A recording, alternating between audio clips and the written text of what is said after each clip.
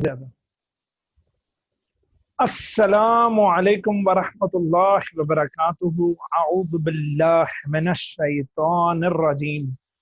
पनाह मांगते हैं अल्लाह की शैतान मरदूद से। बिस्मिल्लाहिर रहमानिर रहीम। शुरू करते हैं अल्लाह के नाम से जो बड़ा मेहरबान और निहायत रहम करने वाला। लाखों करोड़ों दरूद और सलाम हो मोहम्मद और उनकी आल और उनके असहाब पर। हाजिर हूँ बेटा मैं class 9th chapter number 6 enzymes के लेक्चर नंबर 2 के साथ। एंजाइम्स के लेक्चर नंबर 2 के साथ। डन।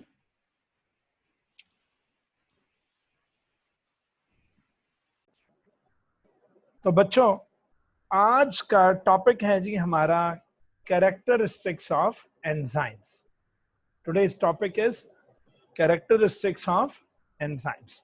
बेटा very very very very important, very important topic characteristics of enzymes. फिर ना कहना खबर ना हुई। Short question, long question, MCQs के हवाले से इंतहाई important topic characteristics of enzymes. ले जी, सबसे पहले तो एमसीक्यू आया 1878 में। जर्मनी का physiologist who studies functions of the organs, तो फिजियोलॉजिस्ट ने कहा, जिसका नाम था विन हेल्म कोहनी।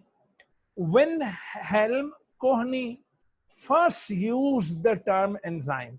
इन्होंने सबसे पहले टर्म एंजाइम यूज की। केमिकल कॉम्पोजिशन, तो पॉइंट 1 आप लोग डाल दें अपनी किताबों पर और हेडिंग डाल दें कि केमिकल कॉम्पोजिशन। एंजाइम्स केमिकली क्या है? Enzymes are globular proteins. Enzymes are globular proteins. पुत्र ग्लोबुलर, गुच्छा, गुच्छा। जिस तरह बेटियां जूड़ा नहीं बनाती हैं, अपना बालों का गुच्छा बनाकर तो एक जूड़ा बना लेती, इसी तरह अगर मैं प्रोटीन्स जो के बनी होती हैं linear chains of amino acids, amino acids आपस में जुड़ जुड़कर सीधी चेन्स बना ले, फिर उन अमीनो एसिड्स बेटा छोटे छोटे मॉलिक्यूल्स हैं जो कि आपस में जुड़कर प्रोटीन्स बनाते हैं। तो amino acids are the building blocks of proteins. जिस तरह इंग्लिश के वर्ड्स बनते हैं अल्फाबेट से, इसी तरह प्रोटीन्स बनती हैं अमीनो एसिड से। अमीनो एसिड्स की सीधी सीधी चेन्स को अगर मैं फोल्ड कर दूं और फोल्ड कर करके एक 3 डायमेंशनल मॉलिक्यूल, मतलब एक गुच्छा बना लूं, तो उस स्ट्रक्चर को क्या बोलेंगे बेटा? Globular structure. एंजाइम्स गुच्छेदार प्रोटीन्स हैं, ग्लोबुलर प्रोटीन्स हैं। लाइक ऑल प्रोटीन्स, तमाम प्रोटीन्स की तरह enzymes are also made up of long, लंबी लंबी, लीनियर, सीधी सीधी चेन्स ऑफ अमीनो एसिड्स, जो के अपने ऊपर और नीचे बल खाकर प्रोड्यूस करती हैं 3 डायमेंशनल मॉलिक्यूल। 3 dimensional molecule. तो मैं अपने बच्चों को दिखा भी देता हूं। तो ये देखो, ये है जनाब,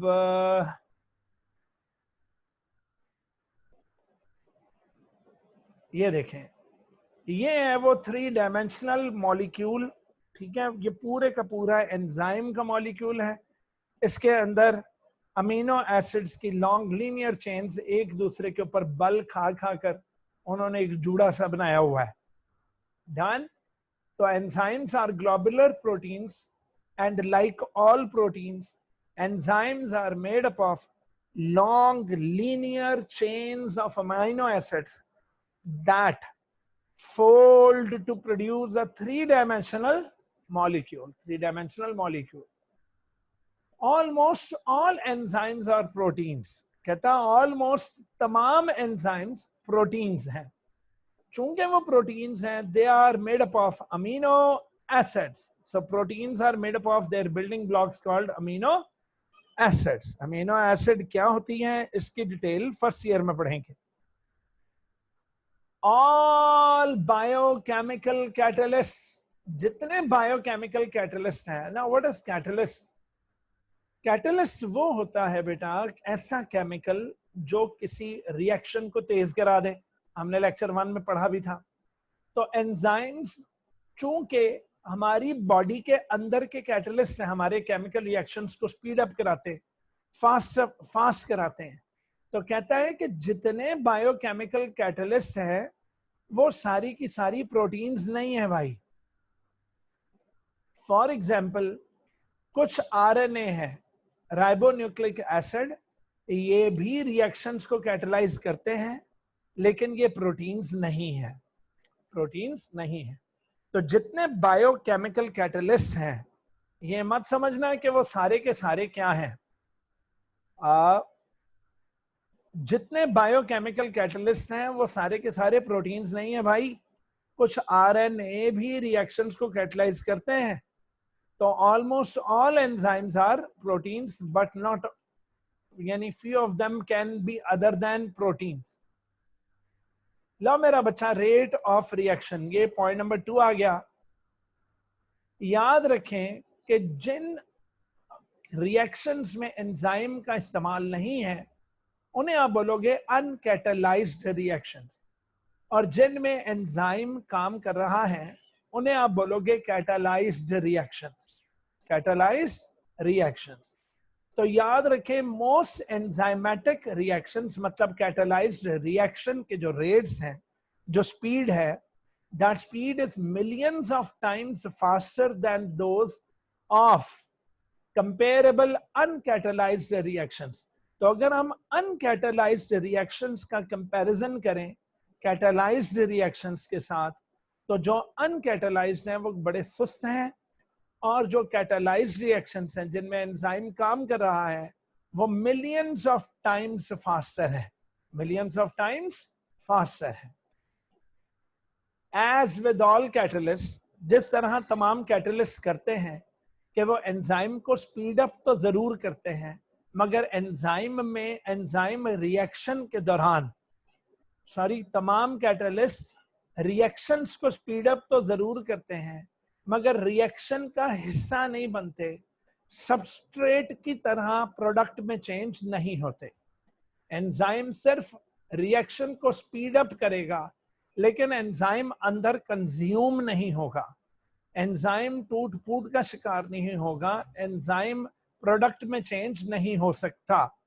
तो एज विद ऑल कैटलिस्ट, तमाम कैटलिस्ट की तरह enzymes are not consumed by the reactions, they only catalyze, they only change. Catalyze का मतलब to change substrate into product.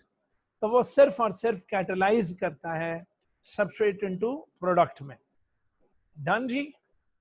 Next आया enzymes are usually very specific. पुत्र एक खास एंजाइम किसी खास सबस्ट्रेट को प्रोडक्ट में चेंज करता है. एक खास एंजाइम ही किसी खास सबस्ट्रेट को प्रोडक्ट में चेंज करता है. फॉर एग्जाम्पल, जो एंजाइम स्टार्च का है वो सिर्फ स्टार्च ही को कन्वर्ट कर सकता है उसके प्रोडक्ट में. एंड स्टार्च वाला एंजाइम कभी भी प्रोटीन पर एक्शन नहीं करेगा. प्रोटीन वाला एंजाइम कभी भी स्टार्च पर एक्शन नहीं करेगा. तो मेरा बच्चा, enzymes are usually very specific for the type of reaction and for the nature of their substrates. तो एक खास सबस्ट्रेट के लिए एक खास एंजाइम होगा. हर एंजाइम हर सबस्ट्रेट को प्रोडक्ट में चेंज नहीं कर सकता. मैं अपने बच्चों को एक और जरा फोटोग्राफ दिखाता हूं. ये देखो, ये एक एंजाइम है और एंजाइम का ग्लोबुलर स्ट्रक्चर है.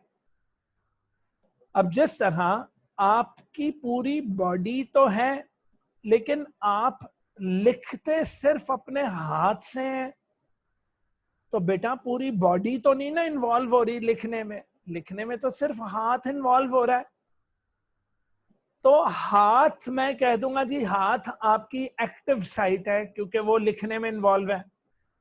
इसी तरह ये पूरी की पूरी ग्लोबुलर स्ट्रक्चर एंजाइम की पूरी बॉडी है, एंजाइम की पूरी बॉडी है। लेकिन बेटा सबस्ट्रेट को पकड़कर प्रोडक्ट में चेंज करता है वो सिर्फ इस ब्लू और रेड कलर वाले रीजन्स के जरिए। इन ब्लू और रेड कलर वाले रीजन्स आप समझ लो कि ये इसके हैंड्स हैं। इन रीजन्स को कहते हैं एक्टिव साइट। तो जो कैटालिटिक एक्टिविटी है, कैटालिटिक एक्टिविटी से मुराद के सबस्ट्रेट को प्रोडक्ट में चेंज करने वाली जो एक्टिविटी है वो पूरी बॉडी के जिम्मे नहीं है। एंजाइम की पूरी बॉडी कैटालिसिस में इन्वॉल्व नहीं होती, बल्कि एंजाइम का कुछ पार्ट है, एंजाइम का कुछ एरिया है जो कैटालिसिस में मदद देता है। उस खास एरिया का नाम एक्टिव साइट है। उस खास एरिया का नाम क्या है बेटा? Active site.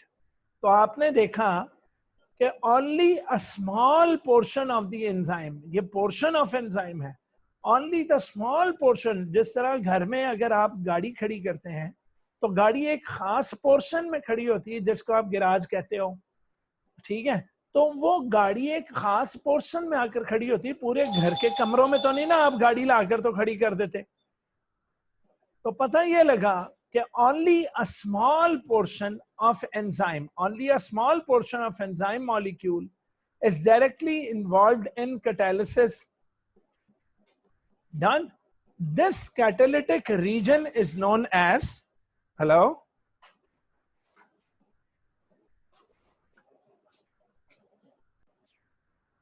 तो मेरा बच्चा, तो ये जैसा कि मैंने अपने बच्चों को बताया कि कैटालिटिक एक्टिविटी एक स्मॉल पोर्शन के जिम्मे है, पूरी एंजाइम की बॉडी उसमें नहीं इन्वॉल्व हो रही। तो only a small portion of the enzyme molecule is directly involved in catalysis.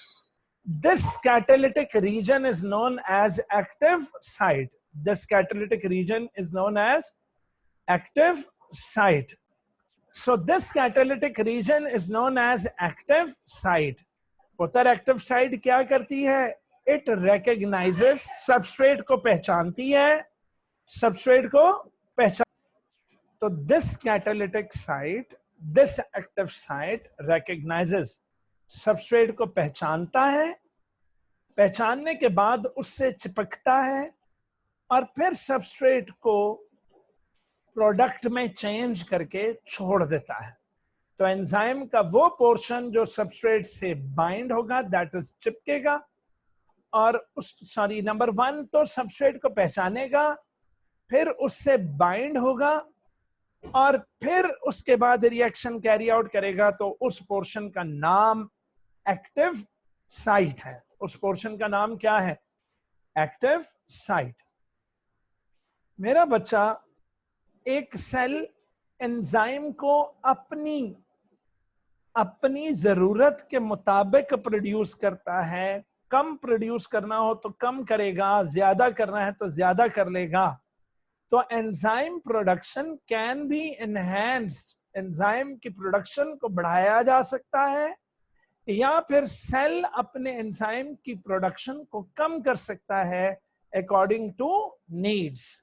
तो वेरी इंपॉर्टेंट पॉइंट था कि सेल की जो प्रोडक्शन है वो कंट्रोल्ड है, वो ज्यादा भी कर सकता है और वो उसे कम भी कर सकता है। तो enzyme production can be enhanced या फिर diminished by a cell according to needs. अच्छा भी, कुछ ऐसे केमिकल्स हैं जो एंजाइम की एक्टिविटी को ब्लॉक कर सकते हैं। Such chemicals are called inhibitors. For example बेटा, पॉइजन्स जो होती हैं, जिस तरह साइनाइड्स हैं, एंटीबायोटिक्स हैं, और कुछ अदर केमिकल्स हैं which can block the enzyme activity completely. Such chemicals are called inhibitors. तो inhibitors are the chemicals which can block enzyme activity completely. और ऐसे केमिकल्स जो एंजाइम की एक्टिविटी को और ज्यादा मजीद चार चांद लगा दें, उन्हें एक्टिवेटर्स कहते हैं। तो एक्टिवेटर्स ज्यादातर बेटा मेटालिक आयंस होते हैं जो एंजाइम्स को बेटर वर्क करने में मदद देते हैं। तो enzymes can enhance the working of the enzyme, activators can enhance the working of the enzyme, and inhibitors are the chemicals which can block the enzymes completely. ठीक है, तो पहला पॉइंट एंजाइम की प्रोडक्शन के बारे में था। तो दूसरा पॉइंट वो उन केमिकल्स के बारे में था जो कि एंजाइम की एक्टिविटी को इनहिबिट मतलब ब्लॉक कर सकते हैं या फिर एंजाइम की एक्टिविटी को बढ़ा सकते हैं, दैट इज एक्टिवेटर्स। अच्छा मेरा बच्चा, बहुत सारे ऐसे एंजाइम्स हैं, यानी कि सम एंजाइम्स उन्हें किसी किस्म की एडिशनल कंपोनेंट, किसी किस्म के सेक्रेटरी, किसी किस्म के हेल्पर की जरूरत नहीं होती। तो some enzymes do not need any additional component to work, उनको अपने काम करने के लिए किसी एडिशनल कंपोनेंट की जरूरत नहीं होती। हाउएवर अदर्स, बाकी के एंजाइम्स ऐसे हैं which require non protein molecules या आयंस, उन्हें नॉन प्रोटीन यानी अदर देन प्रोटीन मॉलिक्यूल्स की जरूरत पड़ती है, अदर देन प्रोटीन मॉलिक्यूल्स या फिर आयंस की जरूरत पड़ती है। These helpers, these non protein molecules और ions which help and facilitate the enzyme, जो एंजाइम्स को फैसिलिटेट करें, उन केमिकल्स को कोफैक्टर्स कहते हैं। उन केमिकल्स को क्या कहते हैं मेरा बच्चा? कोफैक्टर्स। तो मेरा बेटा define cofactors, very very very very very very important. The non proteinaceous molecules और ions which help facilitate the enzymes are called cofactors. पुत्र, अगर कोफैक्टर्स में कार्बन हाइड्रोजन बॉन्ड्स ना हो तो उन कोफैक्टर्स को आप इनऑर्गेनिक कोफैक्टर्स कहते हैं। तो इनऑर्गेनिक कोफैक्टर्स में आते हैं मेटल आयंस, जैसे फेरस का ion that is iron, zinc या मैग्नीशियम। तो ये वो मेटल आयंस हैं जो कि इनऑर्गेनिक कोफैक्टर्स हैं। तो कोफैक्टर्स की जो पहली किस्म है वो इनऑर्गेनिक है। और अगर कोफैक्टर्स के अंदर CH बॉन्ड्स हो, कार्बन हाइड्रोजन वाले बॉन्ड्स हो, तो उन्हें आप कहोगे ऑर्गेनिक कोफैक्टर्स। तो ऑर्गेनिक कोफैक्टर्स की एग्जांपल्स आपको दिए हैं फ्लेविन एंड हीम। ये विटामिन बी है, ठीक है, फ्लेविन। तो पता ये लगा कि मेटल आयंस अगर हो तो इनऑर्गेनिक कोफैक्टर्स हैं, और अगर अंदर CH बॉन्ड्स हो तो वो ऑर्गेनिक हैं, लेकिन प्रोटीन्स नहीं है, प्रोटीन्स के अलावा है, कुछ और है। एनी प्रॉब्लम हो? तो मेरा बच्चा कोफैक्टर्स की दो टाइप्स हैं, इनऑर्गेनिक एंड ऑर्गेनिक। जो इनऑर्गेनिक है वो मेटल आयंस है, जो ऑर्गेनिक है वो कार्बन और हाइड्रोजन के बॉन्ड्स पर मुश्तमिल है। इफ अगर organic factors are tightly bound to enzyme, अगर मेरा बच्चा organic factor, organic cofactor tightly enzyme से जुड़ा हुआ हो, टाइटली कोवलेंट बॉन्ड बनाकर, तो they are called prosthetic groups. Very important definition, what are prosthetic groups? अच्छा अब सुन लो, कोफैक्टर की दो किस्में हैं, इनऑर्गेनिक एंड ऑर्गेनिक। आगे से ऑर्गेनिक की दो किस्में हैं। पहली किस्म प्रोस्थेटिक ग्रुप्स। पहली किस्म कौन सी है? प्रोस्थेटिक। ऐसे ऑर्गेनिक कोफैक्टर्स जो एंजाइम से टाइटली बाउंड हुए हों, कोवलेंट बॉन्ड बनाकर, तो they are called prosthetic groups. लेकिन पुत्र, if organic cofactors are loosely attached with the enzyme, अगर वो लूजली अटैच्ड है सिर्फ इंटरमॉलिक्यूलर फोर्सेस के जरिए, तो उन्हें बोलते हैं कोएंजाइम्स। उन्हें क्या बोलते हैं मेरा बच्चा? कोएंजाइम्स। तो पता लगा if organic cofactors are tightly bound, देखो ऑर्गेनिक की दो किस्में हैं, वो ऑर्गेनिक कोफैक्टर जो टाइटली बाउंड टू एंजाइम है उसको प्रोस्थेटिक ग्रुप बोलेंगे, और वो ऑर्गेनिक कोफैक्टर जो लूजली अटैच्ड है उसको क्या बोलेंगे बेटा? कोएंजाइम्स बोलेंगे। क्या बोलेंगे मेरे बच्चे? कोएंजाइम्स। अब ये वाला पॉइंट कोएंजाइम्स के बारे में है कि कोएंजाइम्स वैसे तो कोफैक्टर्स के बारे में होना चाहिए कि कोफैक्टर्स ट्रांसपोर्ट करते हैं केमिकल ग्रुप्स को from enzyme to the another.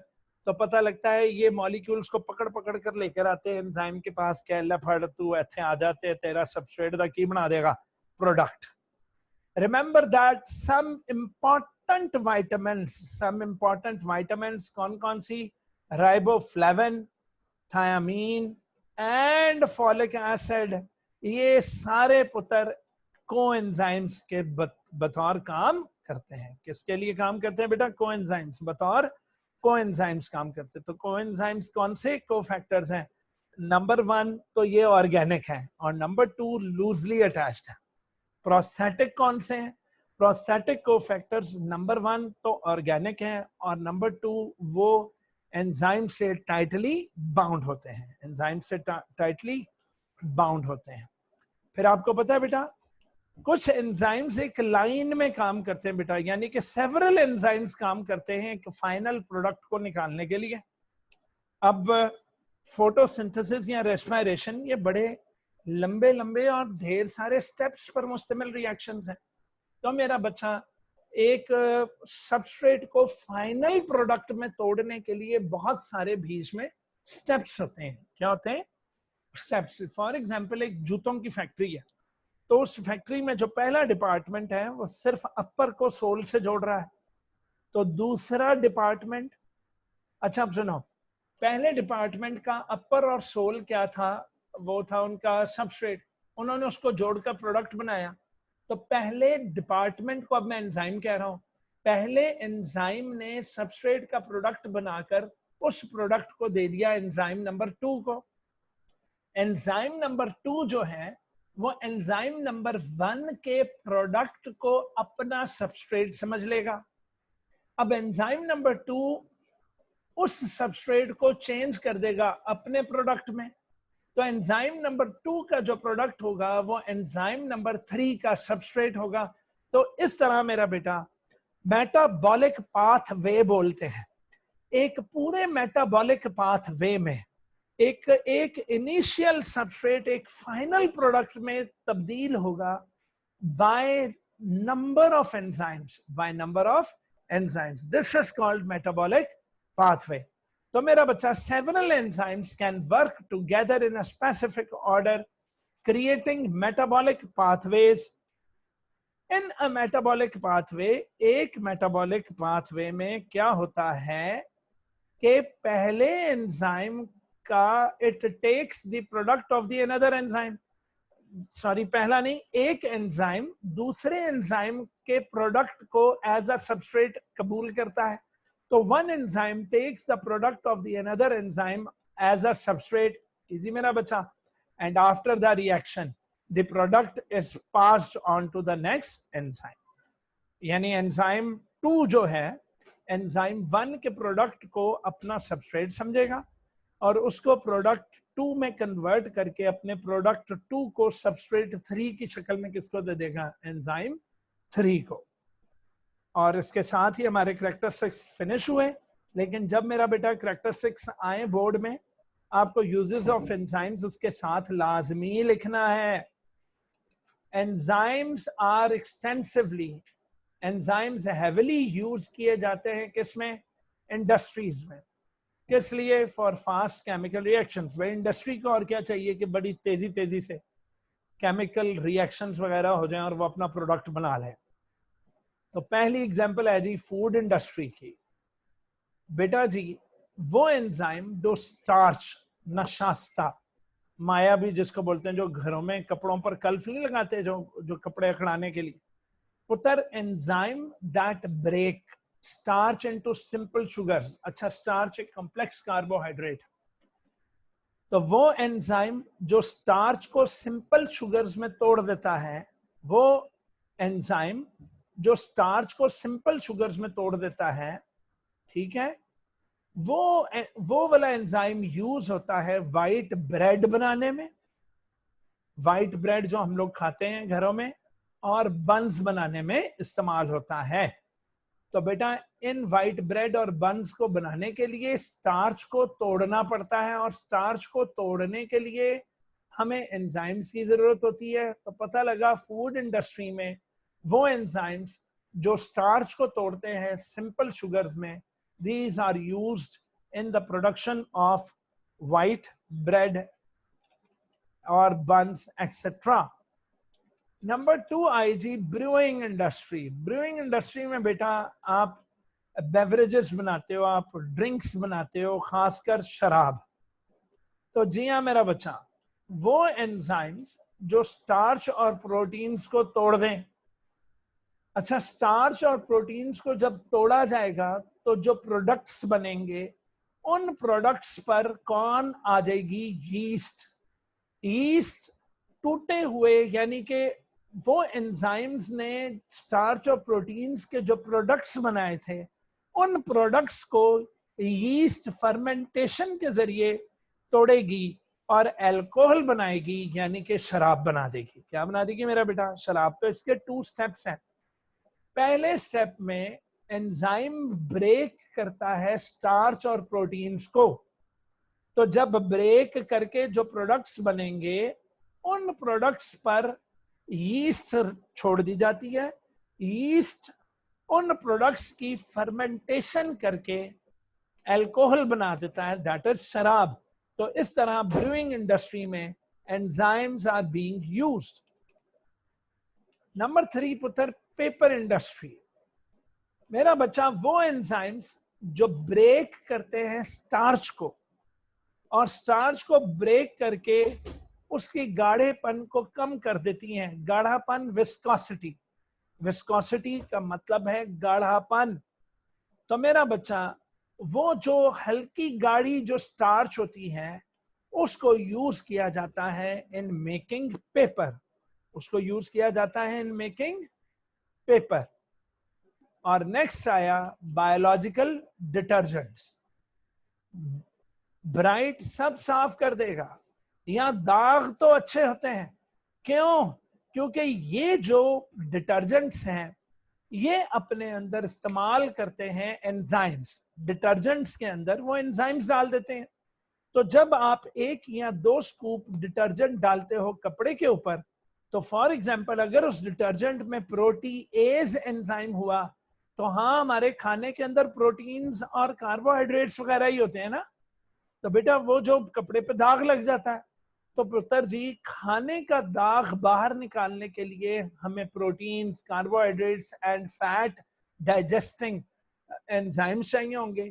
तो ये डिटर्जेंट्स अपने अंदर डाल लेते हैं प्रोटीएज या एमाइलेज एंजाइम।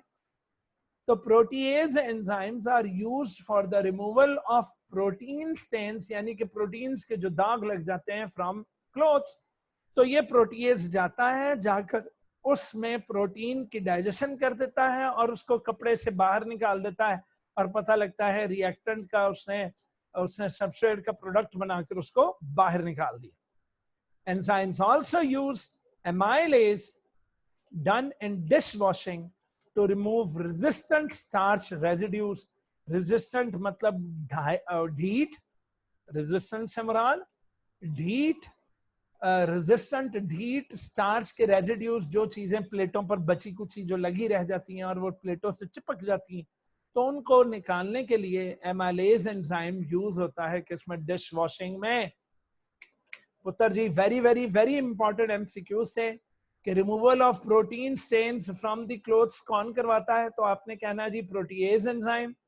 और नंबर 2, अगर कोई आपसे पूछे कि डिश वॉशिंग के जो डिटर्जेंट्स होते हैं उनके अंदर कौन सा एंजाइम स्टार्च रेजिड्यूज को रिमूव करता है, तो आपने कहना है जी वो करता है एमाइलेज। इसके साथ ही अपने सर प्यारे अफजल को इजाजत दीजिए। अल्लाह की ताकत आप सबके साथ हो। अल्लाह ताला मेरे तमाम बच्चों के नेक नसीब करे, ख्वाह वो बेटियां हो या बेटे हों। अल्लाह की ताकत आप सबके साथ हो। खुदा हाफिज। आज का लेक्चर इतना ही था। शुक्रिया।